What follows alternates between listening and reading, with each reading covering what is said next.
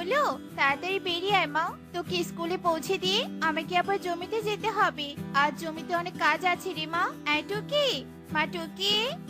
এই তো মা, আমি এসেছি। চলো এবার। হ্যাঁ হ্যাঁ, চল চল। এই বলে মা মেয়ে বনের স্কুলের উদ্দেশ্যে উড়তে থাকে। যা মা, ক্লাসে গিয়ে বস। আর শোন, স্যার ম্যাডামরা যা বলবে তা মন দিয়ে শুনবি। আর হ্যাঁ, কারোর সাথে মারামারি রাগারাগি করবি না, এই আমি বলে দিলাম। আচ্ছা ঠিক আছে মা, আমি সব মেনে চলবো। এবার যাই। টুকি এই বলে সেখান থেকে ক্লাসে চলে আসে। এদিকে টুনিও স্কুল প্রাঙ্গণ থেকে সোজা তার ছোট্ট জমিতে চলে আসে আর কাজ করতে থাকে। আরে টুনি বোন, তোর জমির আলু গাছগুলো দেখি বেশ সুন্দর আর তাজা হয়েছে। এবার মনে হচ্ছে তুই আলু চাষ করে বেশ লাভবান হতে পারবি। দাদা, আশীর্বাদ করো যেন লাভ করতে পারি। সামান্য এই জমিতে ফসল চাষ করে যেন নিজের অভাবটা দূর করতে পারি। আশীর্বাদ করি রে বোন, তুই যা পরিশ্রম শুরু করেছিস এতে তুই সফল হবি। তোর সকল মনের আশা পূরণ অবশ্যই হবে। এবার চলি রে বোন, তুই কাজ কর। আচ্ছা ঠিক আছে দাদা। কবুতর চলে যায় আর টুনি কাজ করতেই থাকে। এভাবেই বেশ কয়েকদিন কেটে যায়। একদিন কি রে মাটুকি, কি হয়েছে তোর? তুই এমন মন খারাপ করে বসে আছিস কেন? আয় কথা বল। স্কুলে কি কেউ কিছু তোকে বলেছে? চুপ করে থাকিস না সোনা, বল না কি হয়েছে। মা, আমি আর স্কুলে যাব না। সে কি, কেন স্কুলে যাবি না? ও মা, তুই আবার কাঁদছিস কেন? কি হয়েছে রে মা, বল আমাকে, বল মা। আমার যে ভাঙা কুড়ি খাওয়ার জন্য আমার বান্ধবীরা কেউ আমার সাথে খেলে না, কেউ কাছে বলে না। ওরা আমাকে অনেক অপমান আর গরিব বলে খেপায়। তাই আমি ভেবেছি তুমি যতদিন না নতুন সুন্দর আর বড় একটা বাড়ি বানাবে ততদিন আমি স্কুলে যাব না। মারি, নতুন বাড়ি কি দিয়ে বানাবো বল? আমার কাছে যে কোনো টাকা নেই। তবে আমি তোকে কথা দিচ্ছি, আলু বিক্রি করে সেই টাকা দিয়ে একটা নতুন বাড়ি বানাবো। আলু বিক্রি করতে তো অনেকদিন লেগে যাবে, আমি অতদিন অপেক্ষা করতে পারবো না। তুমি খুব তাড়াতাড়ি একটা বাড়ি বানাবে, নয়তো আমি কিন্তু খুব রাগ করবো। বাড়ি বানাতে বেশি দেরি করলে আমি রেগে মেগে বাবার কাছে চলে যাবো, এই বলেছিলাম। মারি, না না, এভাবে বলিস না মা। তুই তোর বাবার স্মৃতি, তুই না থাকলে আমিও যে বাঁচবো না। আমি তোকে কথা দিচ্ছি, যে করি হোক টাকার ব্যবস্থা করে 2-3 দিনের মধ্যে একটা বাড়ি বানাবো। এবার মন খারাপ করে থাকিস না মা, একটু হাস। সত্যি বাড়ি বানাবি? আমার মা, তুমি আমার অনেক ভালো মা। কিছুদিন পর নতুন বাড়িতে থাকবো আমরা। যা রে মা, এবার খেলতে যা। আচ্ছা ঠিক আছে মা। বাড়ি বানাতে তো অনেক টাকার দরকার। এত টাকা আমি কোথায় পাবো? কেউ তো এত টাকা ধারও দিবে না। তাহলে বাড়িটা বানাবো কি করে? হ্যাঁ, পেয়েছি বুদ্ধি। দেরি না করে এক্ষুনি একবার মহাজন দাদার কাছ থেকে ঘুরে আসি। যেই কথা সেই কাজ। টুনি মহাজন ইগলের বাড়িতে চলে আসে। ইগল দাদা, ও ইগল দাদা, বাড়িতে আছো?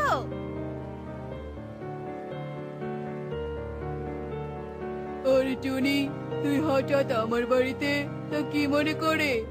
দাদা, অনেক বিপদে পড়ে এসেছি, তোমার সাহায্যের দরকার। সবই বুঝলাম, তা বল দেখি কি সাহায্য চাই তোর? দাদা, আমার না অনেক টাকার দরকার। তুমি তো জানো আমি আমার জমিতে আলু চাষ করেছি। আমার জমির আলুর ফলন বেশ ভালোই হয়েছে। আলু জমি থেকে তুলতে এখনো অনেক সময় বাকি, আর টাকা আমার এখনই দরকার। তাই আমি জমির আলুগুলো তোমার কাছে অগ্রিম বিক্রি করতে এসেছি। তুমি আমার আলুগুলো কিনে নাও দাদা। সবই বুঝলাম, কিন্তু তোকে টাকা দেবার পর যদি আলুগুলো আমি না পাই তখন কি করবি? তুমি আলু পাবি দাদা, পাবি। আর যদি আলু না পাও তাহলে আমি তোমার টাকা ফেরত দিব। আর টাকা ফেরত দিতে না পারলে তুমি আমার বাড়ি জমি নিজের করে নিও। আচ্ছা বেশ, এগুলো যেন মনে থাকে। তুই দাঁড়া, আমি ঘর থেকে এক্ষুনি টাকা নিয়ে আসছি। ইগল ঘর থেকে টাকা এনে টুনির হাতে দেয়। টুনি খুশি হয়ে টাকা নিয়ে বাড়িতে চলে আসে আর টুকিকে বলে, মা টুকি, টাকা পেয়েছি বাড়ি বানানোর জন্য। এবার বল তো কি দিয়ে বাড়ি বানাবো? মাই, আমার না ইটের বাড়ির অনেক শখ। তুমি একটা সুন্দর ইটের বাড়ি বানাও।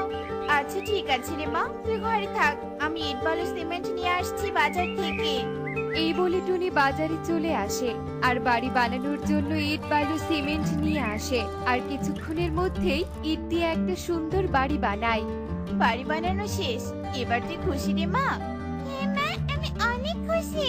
এখন আমার বান্ধবীরা আমাকে আর অপমান করতে পারবে না। ওরা সবাই এখন থেকে আমার সাথে খেলবে। চলো মা, চলো ঘরের ভিতরে প্রবেশ করি। হ্যাঁ হ্যাঁ চল। টুনি টুকি তাদের ইটের বাড়ির ভেতরে প্রবেশ করে। এভাবেই বেশ কিছু দিন কেটে যায়। কালু জানো, টুনি না ওর জমির আলুগুলো অগ্রিম বিক্রি করে সেই টাকা দিয়ে একটা ইটের বাড়ি বানিয়েছে। বলছো কি টুনি বানালো ইটের বাড়ি? ইটের বাড়ি বানাতে তো অনেক টাকার দরকার।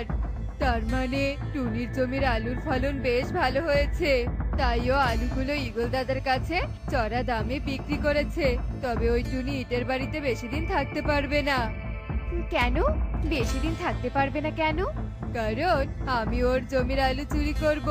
আমি আলু চুরি করলে ঈগল আলু পাবে না, আর ঈগল আলু না পেলে টুনির বাড়ি দখল করবে। তখন গরিব টুনি আবারও গরিব হয়ে যাবে, আর তুমি আমি চুরি করে আলু বিক্রি করে হব বেশ ধনী। হা, হা, হা, হা, হা। বাহ কালু, তোমার মাথায় তো দারুণ বুদ্ধি। তা আলু চুরি করবে কোন দিন? কোন দিন নয় বউ, আজ রাতেই চুরি করব। রাতের বেলা তুমি প্রস্তুত থেকো। আচ্ছা ঠিক আছে। কালু কাকুলি কথা বলতেই থাকে। এভাবে দেখতে দেখতে রাত নেমে আসে। কালু কাকুলি তাদের বুদ্ধিমতো রাতের আধারে চুপি চুপি টুনির আলুর জমিতে আসে আর সব আলু তুলে বস্তা ভর্তি করে বাড়িতে নিয়ে যায়।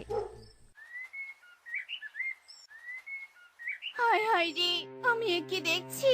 আমার জমির আলু কোথায়? কে আমার জমির আলুগুলো চুরি করলো রে?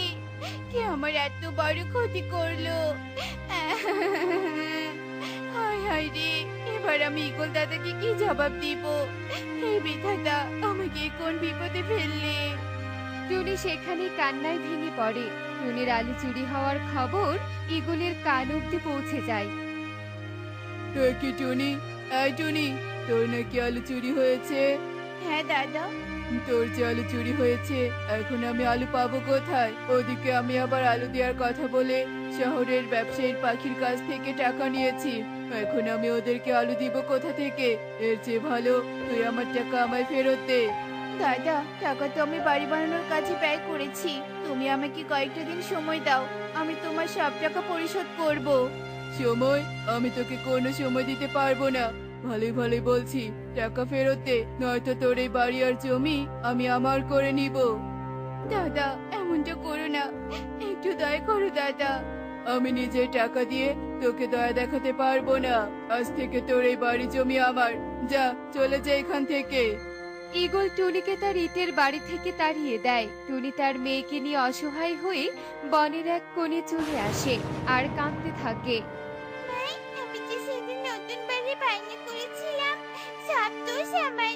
আমি যদি বাড়ির বায়না না করতাম, তাহলে তোমাকে ঈগল আঙ্কেলের কাছ থেকে টাকা ধার নিতে হতো না, আর আমাদেরকে ওইভাবে পথে পথে বসতে হতো না।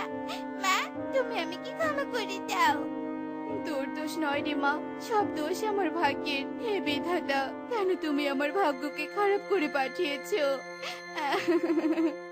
এখন আমি এই মেয়েকে নিয়ে কোথায় যাব, কোথায় থাকবো? টুনি টুকে কাঁদতে থাকে। এভাবেই দেখতে দেখতে বনের বুকে রাত নেমে আসে। রাতে টুনিদের সামনে একটা পরী চলে আসে। এ কি পাখিরা, তোমরা এভাবে এত রাতে এখানে বসে কাঁদছো কেন? কি হয়েছে তোমাদের? তোমাদের বিপদ হতে পারে তো। যাও, বাড়িতে যাও। আমাদের কোনো বাড়ি নেই, তাই তো এখানে বসে কাঁদছি। তোমাদের বাড়ি নেই মানে? আমি তোমার কথা বুঝিনি, আমাকে বুঝিয়ে বলো তো। পরীর কথা মতো টুকি পরীকে সব কথা খুলে বলে। সব শুনে পরী বলে, আহারে, তোমাদের অনেক কষ্ট আর তোমাদের সাথে অন্যায় হয়েছে। তোমরা চিন্তা করো না, আমি রাত পড়ি এক্ষুনি তোমাদেরকে এখানে একটা বাড়ি দিচ্ছি। এই বলে পরী জাদু করে সেখানে একটা বাড়ি প্রকট করে। আজ থেকে এই বাড়িটা তোমাদের। এই জাদুই বাড়ি তোমাদের সকল অভাব দূর করবে। আর হ্যাঁ, আমি জানি তোমাদের আলু কারা চুরি করেছে। তোমরা চিন্তা করো না, ওদের শাস্তির ব্যবস্থা করে দিচ্ছি। ওরা ওদের শাস্তি পাবে তো পাবেই, আবার তোমাদের কাছে এসেও ক্ষমা চাইবে। এবার আমি চলি। পরি, তোমাকে অসংখ্য ধন্যবাদ আমাদেরকে সাহায্য করার জন্য। পরি বিদায় নিয়ে সেখান থেকে চলে যায়। কালু, চুরি করা আলুগুলো কবে বিক্রি করবে? আজই বিক্রি করব। কাকুলি, চলো আলুর বস্তাগুলো থেকে কিছু আলু নিয়ে এক্ষুনি বেচতে যাই। হ্যাঁ হ্যাঁ, চলো চলো। এই বলে কাকুলি কালু তাদের ঘরে এক কোণে রাখা চুরি করা আলুর বস্তার কাছে আসে। আর যেই মুখ খোলে ঠিক তক্ষুনি বস্তা থেকে দলে দলে মৌমাছি বের হয়। সর্বনাশ! কালু, বস্তায় তো কোনো আলু নেই। আলুর বদলে বস্তা থেকে মৌমাছি বের হচ্ছে। তাই তো দেখছি। হায় হায়, মৌমাছি তো আমাদেরকে আক্রমণ করতে চাচ্ছে।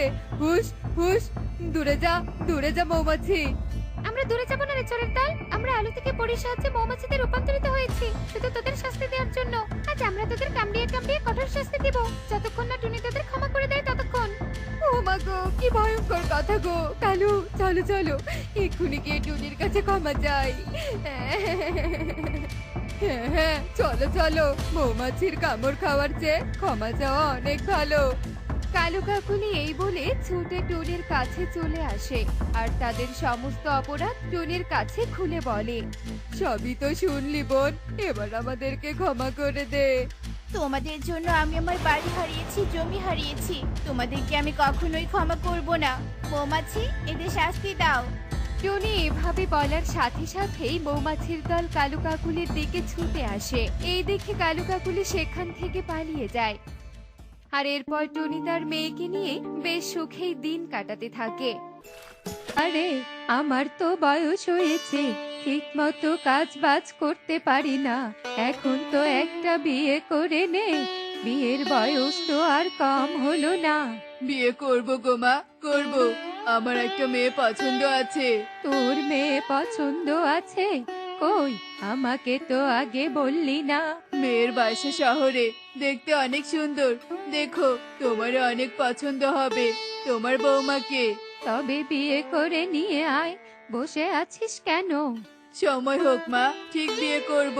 সময় হওয়া লাগবে না, তুই আজই যে বিয়ে করে নিয়ে আয়। কিন্তু মা। কোনো কিন্তু নেই, আমি কোনো কথা শুনতে চাই না।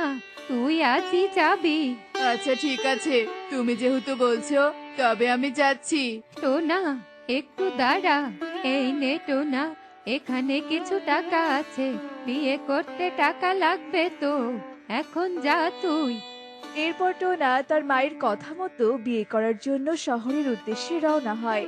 আর মিনু একটা কলস নিয়ে নদীর পাড়ে চলে আসে। কি রে মিনু, তোর ছেলে নাকি শহরের মেয়েকে বিয়ে করতে গিয়েছে? তোকে আবার এসব কে বললো রে? তোর ছেলে যাওয়ার পথে বলে গেল। যাক, তোর একটা কাজের ভাগিদার চলে আসছে, তোর আর কোনো কষ্ট নেই। হয়েছে, তোকে আর এসব বলতে হবে না। আমার সাথে দুটো মিষ্টি কথা বলে ভালো হতে চাস, জানি তো। তুই এসব কেন বলছিস? ওই যে ফ্রিতে খাবার চাস, শোন, বিকালে আসিস, পান সুপারি খেয়ে যাস। এই মিনুকে কিছু বলাও যায় না, সব কথারই উত্তর ওর কাছে আছে। একটু টোনাও বিয়ে করে বউকে নিয়ে তার বাসায় ফিরে আসে। মা, মা, দেখো, আমি তোমার নতুন বৌমাকে নিয়ে এসেছি। ও মা, ও মা, কি মিষ্টি আমার বৌমা, একদম চাঁদের মতো দেখতে। এসো এসো, আমাদের ঘরে এসো। অন্যদিকে বনের অনেকেই টোনার বউকে দেখার জন্য মিনুর বাসায় চলে আসে। কি গো মিনু মাসি, আমরা যে এলাম তোমার নতুন বৌমাকে দেখার জন্য। এই যে কেবল আসলো সবাই, নতুন বৌমা আসতে না আসতেই মাথা খাওয়ার জন্য সবাই চলে এলো। দেখটি, টোনার বউটা কিন্তু অনেক সুন্দর দেখতে, কিন্তু এই বইয়ের কপালে যে কি লেখা আছে তা কে জানে। মিনু মাসি যে কাজ না করতে পারলে সারাদিন কথা শোনাবে। তুই একদম ঠিক কথা বলেছিস রে। কি হলো রে? তোরা আবার কি ফিসির ফিসির করছিস? নতুন বউকে দেখা হয়েছে, এখন তোরা আসতে পারিস। হ্যাঁ, যাচ্ছি যাচ্ছি। তোমার বাসায় তো আর আমরা থাকতে আসিনি, তাই না? মিনুর এমন কথা শুনে প্রতিবেশীরা সেখান থেকে চলে যায় আর মিনু নতুন বউয়ের অনেক আপ্যায়ন করতে থাকে। এভাবেই দেখতে দেখতে বেশ কিছুদিন কেটে যায়। বৌমা, অনেক দিন তো কেটে গেল, তোমার দ্বারাই কোনো কাজ করাইনি। এখন তো তুমি পুরাতন হয়ে গিয়েছো, সংসারের কাজ তো তোমাকে করতে হবে। যাও, গিয়ে গোয়াল ঘরটা পরিষ্কার করো। কিন্তু মা, আমি তো কোনো কাজ পারি না। আমি আমার বাসায় এসব কাজ কখনোই করিনি। আর এগুলো কিভাবে করতে হয় আমি কিছুই জানি না। কি পারো তুমি শুনি? তোমার বাবা মা তোমাকে কি শিখিয়েছে? শহরের মেয়েগুলো এমনই। মা, তুমি এভাবে কথা বলছো কেন? তা কিভাবে বলবো শুনি? কাজ তো পারো না, বড় বড় কথাই শিখে এসেছো। আমি কাজগুলো করার চেষ্টা করছি মা। এই বলে টুনি গোয়াল ঘরে চলে আসে আর গোয়াল ঘর পরিষ্কার করার চেষ্টা করতে থাকে। বৌমা, এগুলো নদীর পাড় থেকে ধুয়ে নিয়ে এসো তো। টুনি কিছু না বলে তার শাশুড়ির হাত থেকে বালতিটা নিয়ে নদীর পাড়ে চলে আসে। কাপড়গুলো কিভাবে ধোয়? ধুর, আমি তো এসব জানি না। বাবার বাসায় ভাতটাও তুলে খেতাম না, আর শ্বশুর বাড়িতে এসে সব কাজ করতে হচ্ছে। ধুর ধুর। একই, ওই মেয়েটাকে চিন্তিত মনে হচ্ছে। ওখানে গিয়ে জিজ্ঞেস করাটা কি ঠিক হবে? একবার না হয় যেই দেখি। এই মেয়ে, কি হয়েছে তোমার? তুমি এত চিন্তিত কেন? কি? ডাইনি? ডাইনি এখানে কোথা থেকে এলো? আরে আরে, তুমি আমাকে দেখে ভয় পাচ্ছ কেন? ভয় পেও না, আমি তোমার কিছুই করব না। এরপর টুনি ভয় না পেয়ে ডাইনিকে সব কথা খুলে বলে। ও, এই ব্যাপার? ঠিক আছে, আমি তোমাকে দেখাচ্ছি কিভাবে কাপড় ধুয়ে দিতে হয়। এই বলে ডাইনি টুনিকে কাপড় ধোয়া শিখিয়ে দেয় আর টুনি ডাইনি দেখে দেখে কাপড় ধোয়া শিখে ফেলে। বাহ ডাইনি, তুমি তো অনেক ভালো কাপড় ধুতে পারো। আমার শাশুড়ি মা যদি আমাকে এভাবে শেখাতো তবে আমি সব কাজ করতে পারতাম। আচ্ছা ডাইনি, তুমি থাকো কোথায়? এই তো, আমি এই গাছেই থাকি। আচ্ছা ঠিক আছে ডাইনি, আমি এখন আসি। কাজ শেষ করে তোমার সাথে দেখা করতে আসবো, কেমন? এরপর টুনি কাপড় নিয়ে বাসায় চলে আসে আর বাড়ির টুকটাক কাজ করতে থাকে। টুনি তার কাজ শেষ করে ডাইনির সাথে দেখা করার জন্য ডাইনির কাছে চলে আসে। ডাইনি, তোমার থাকার জায়গাটা কিন্তু বেশ সুন্দর। চারদিক থেকে কত সুন্দর বাতাস আসে। রাতের বেলা শুয়ে শুয়ে চাঁদ তারাও দেখতে পাও। তোমার শাশুড়ি তোমার উপর খুব অত্যাচার করে, তাই না? অত্যাচার বলাটা ঠিক না, শাশুড়িরা এমনই হয়। দেখবে একসময় ঠিক আদর করবে। কাজ পারি না তো তাই একটু কথা শোনায়। মাঝে মাঝে খুব খারাপও লাগে জানো। কষ্ট পেও না টুনি, সব ঠিক হয়ে যাবে। আচ্ছা ডাইনি, তোমার পাশে ওটা কি?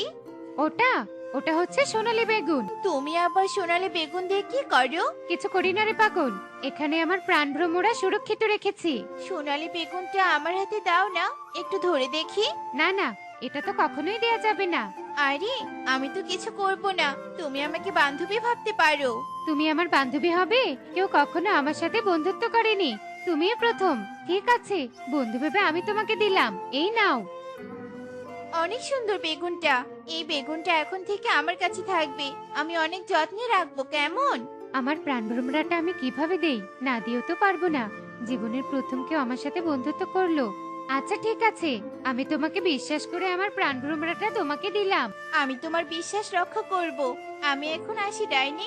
এরপর টুনি তার বাসায় ফিরে আসে আর এভাবেই দেখতে দেখতে সেই দিনটি কেটে যায়। টুনি, এই টুনি, নাও, এখানে মাংস, সবজি আর ডাল আছে। যাও রান্না করো, একটু ভালো করে রান্না করো। আমি এগুলো কিভাবে রান্না করব? আরে, আমি এত কিছু ভাবছি কেন? আমার তো ডাইনি বন্ধু আছে। আমি এখন ডাইনি বন্ধুকে ডেকে নিয়ে আসি। এই বলে টুনি তার ঘরে চলে আসে আর সোনালী বেগুন হাতে নিয়ে ডাইনিকে স্মরণ করতে থাকে। ডাইনি বন্ধু, কোথায় তুমি? তোমাকে যে আমার খুব প্রয়োজন। আমি এক বিপদে পড়েছি ডাইনি বন্ধু। তুমি আমাকে ডেকেছো আর আমি হাজির। বলো, কি হয়েছে তোমার? আমি তো রান্না করতে জানি না, তুমি কি আমাকে শিখিয়ে দিবে? অবশ্যই শিখিয়ে দিব, এসো আমার সাথে। এরপর ডাইনি ও টুনি রান্নাঘরে চলে আসে। ডাইনি টুনিকে রান্না করা শেখায়।